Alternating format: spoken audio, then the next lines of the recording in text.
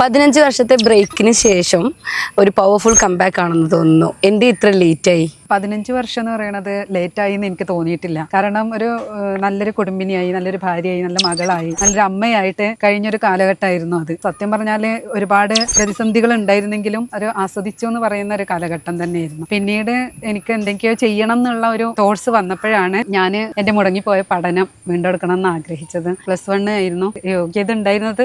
അതിന് ഞാൻ +2 എഴുതി. പിന്നെ BA സൈക്കോളജി, അതേപോലെ കൗൺസിലിംഗ് സൈക്കോളജി ചെയ്തു, സൈക്കോതെറാപ്പി, പിന്നെ പേഴ്സണൽ ഡെവലപ്മെന്റ് ട്രെയിനർ കൂടെയാണ്. ഒരു എഴുത്തുകാരി എന്ന് കൂടെ നമ്മളെ പ്രൊഫൈലിൽ ഉണ്ട്. ഓണററി ഡോക്ടറേറ്റ് നേടിയിട്ടുണ്ട്. അത് ആർട്ട് ആൻഡ് ലിറ്ററേച്ചറിലാണ്. നമ്മളെ മലപ്പുറം വേൾഡ് മദേഴ്സ് അവാർഡ് ഒരു പ്രോഗ്രാമിൽ WMHSCന്റെ പ്രോഗ്രാമിൽ നമ്മളെ വേൾഡ് റെക്കോർഡ് ഹോൾഡർ കൂടിയാണ്.